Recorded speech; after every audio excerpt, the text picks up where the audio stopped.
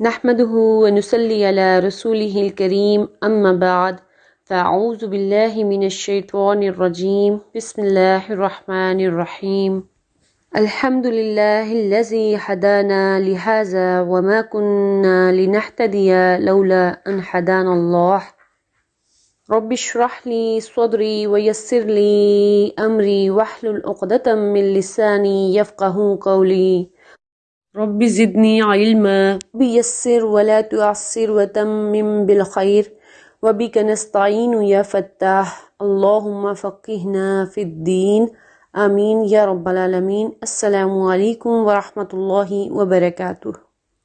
کیسے ہیں آپ سب لوگ؟ امید کرتی ہوں کہ ایمان اور صحت کی بہترین حالت میں ہوں گے۔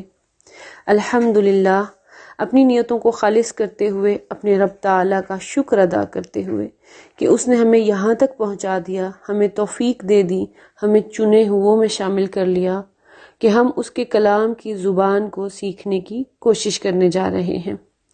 اللہ سے دعا ہے کہ وہ ہمیں اس پر استقامت بھی عطا فرمائے۔ الحمدللہ، ہم نے اپنی پچھلی کلاس میں علامات کو مکمل طور پر جان لیا تھا اور اس کے ساتھ ہی ساتھ حمزہ اور الف میں فرق کو بھی سمجھا تھا۔ آگے بڑھتے ہیں۔ آج ہم بات کریں گے لفظ کی۔ لفظ کیا ہوتا ہے؟ کسی بھی زبان میں صرف حروف الہجا نہیں بولے جاتے، بلکہ دو یا دو سے زائد حروف کے اجتماع سے الفاظ بنائے جاتے ہیں۔ حروف اور حرکات یا سکون کے اجتماع کو لفظ بولتے ہیں۔ لفظ کا معنی ہے پھینکنا۔ ہماری زبان بہت سے الفاظ پھینکتی ہے جو کہ با معنی اور بے معنی ہوتے ہیں۔ لفظ کی جمع الفاظ ہے۔ الفاظ دو طرح کے ہوتے ہیں، با معنی جو کہ کلمہ کہلاتے ہیں اور بے معنی جو کہ محمل کہلاتے ہیں۔ با معنی اور بے معنی الفاظ میں فرق، جیسے کہ ہم اپنی اردو زبان میں اگر ہم دیکھیں مثال کے طور پر تو ہم اکثر یہ بولتے ہیں چائے شائے، پانی وانی، کھانا شانا۔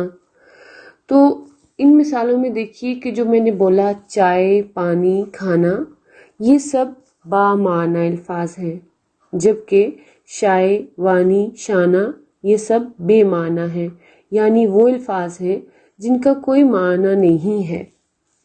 چونکہ ہم نے قرآن کی عربی پڑھنی ہے اور سیکھنی ہے تو ہم صرف با معنی الفاظ پر غور و فکر کریں گے، کیونکہ قرآن مجید میں کوئی بھی لفظ بے معنی نہیں ہے، حتیٰ کہ حروف المقاطعات بھی نہیں، صرف یہ ہے کہ ہم ان کا معنی جانتے نہیں ہیں۔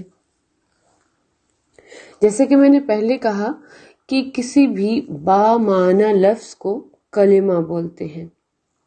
اگر بات کی جائے اقسام الکلمہ کی تو ہم یہ جانتے ہیں کہ نہ صرف عربی میں بلکہ اردو اور فارسی میں جتنے بھی کلمات بولے جاتے ہیں ان سب کو 3 حصوں میں بانٹ کر کلمہ کی 3 اقسام بنا دی گئی ہیں، جبکہ انگلش میں اس کو یعنی کہ اس انگلش زبان کو 8 حصوں میں بانٹ دیا گیا ہے، جسے پارٹس آف اسپیچ کا نام دیا گیا ہے۔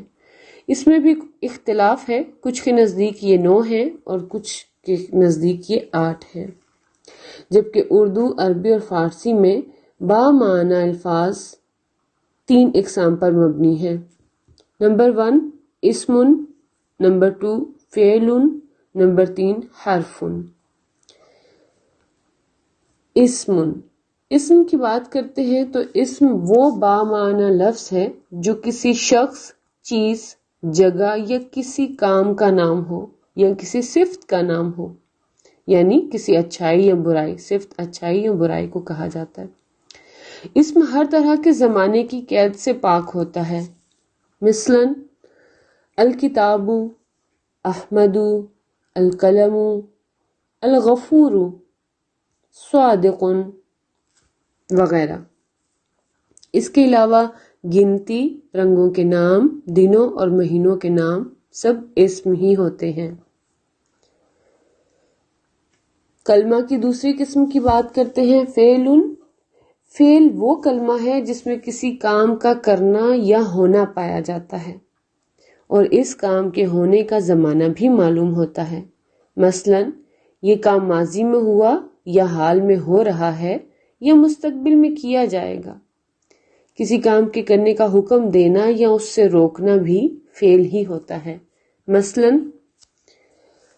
ضربا اس نے مارا ماضی میں، یضرب وہ مارتا ہے مارے گا، اضرب تم مارو. کلمہ کی تیسری قسم کی بات کرتے ہیں حرف وہ کلمہ ہے جو اسم اور فعل کے علاوہ ہوتا ہے لیکن یہ اکیلا اپنا معنی بیان نہیں کر سکتا. اس کو اپنا مفہوم بیان کرنے کے لیے اسم یا فعل کی مدد کی ضرورت ہوتی ہے، یعنی کہ یہ اسم اور فعل کا محتاج ہوتا ہے. اسم اور فعل کی طرح اس کی بھی کئی اقسام ہیں جو ہم انشاءاللہ آئندہ اسباق میں پڑھیں گے. حرف ایک حرفی سے لے کر 4 حرفی تک ہو سکتا ہے. مثلا بی، بازب بی یہ ایک حرف ہے جس کا معنی ہے ساتھ، ما نہیں، من کون، الا طرف، لماذا کیوں، کیفا کیسا کیسی. یہ چند حروف کی مثالیں تھیں. آگے بڑھتے ہیں اور اب ہم بات کرتے ہیں انواع الاسم کی، یعنی اسم کی اقسام. عربی زبان میں کسی بھی اسم کو جاننے کے لیے ابتدائی طور پر 4 باتوں کا علم ہونا ضروری ہے، اور وہ 4 باتیں یہ ہیں. نمبر 1 جنس، نمبر 2 عدد، نمبر 3 وسعت، نمبر 4 حالت یا اعراب. آج کی اس کلاس میں ہم اسم کی پہچان وسعت کے اعتبار سے سیکھیں گے. وسعت کے اعتبار سے اسم کی اقسام 2 ہیں، المعرفۃ، نمبر 2 النکرۃ. اسم المعرفتی، اسم المعرفہ اس خاص اسم کو کہتے ہیں جو کسی خاص شخص، خاص جگہ یا خاص چیز کے لیے بولا جائے. اس اسم میں وسعت نہیں ہوتی، یہ محدود ہو کر کسی کے لیے خاص ہو جاتا ہے. اردو زبان میں اسم المعرفہ کے لیے کوئی خاص لفظ استعمال نہیں کیا جاتا، جبکہ عربی میں کسی اسم کو خاص کرنے کے لیے اس سے پہلے ال بھی لگا لیتے ہیں. یہ ہر اسم المعرفہ کے ساتھ نہیں لگتا. انشاءاللہ ہم آئندہ اسباق میں اسم المعرفہ کی اقسام بھی سیکھیں گے، تو اس میں ہم جان جائیں گے کہ بہت سے اسم معرفہ تو ہوتے ہیں لیکن ان کے ساتھ ال نہیں ہوتا.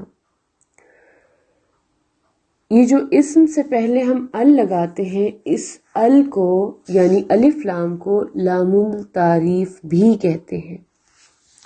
جیسے اگر میں کہوں کتابن تو وہ ایک عام کتاب کی بات ہے، لیکن جب میں اس کو کہوں الکتاب تو وہ ایک خاص کتاب بن جاتی ہے. اسی طرح سے الرجل ایک خاص آدمی. اب ہم بات کریں گے اسم النکرہ کی.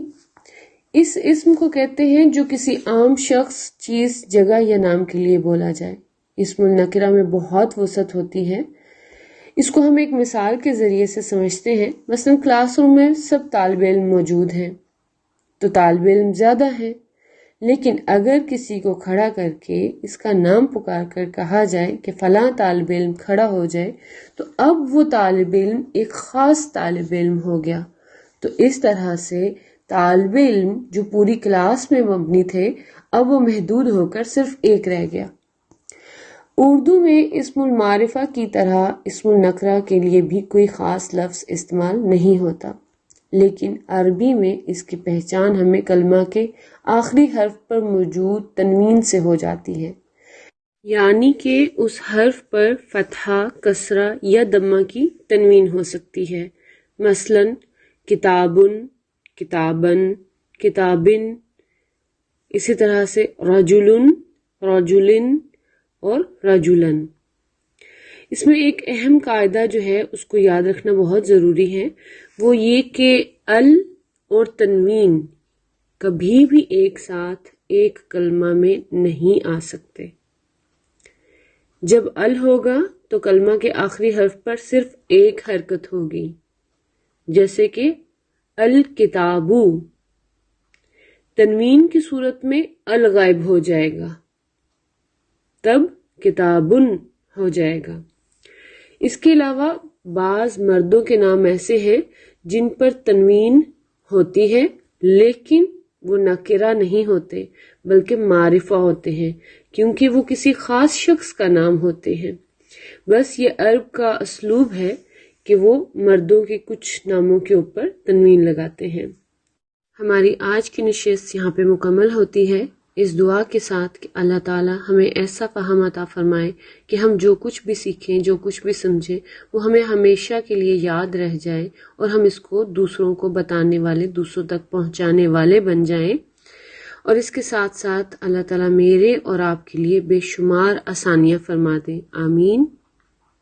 ربنا تقبل منا انك انت السميع العليم وتب علينا انك انت التواب الرحيم ربنا آتنا في الدنيا حسنة وفي الآخرة حسنة وقنا عذاب النار سبحان ربك رب العزة عما يصفون وسلام على المرسلين والحمد لله رب العالمين جزانا الله خيرا كثيرا۔ السلام عليكم ورحمة الله وبركاته۔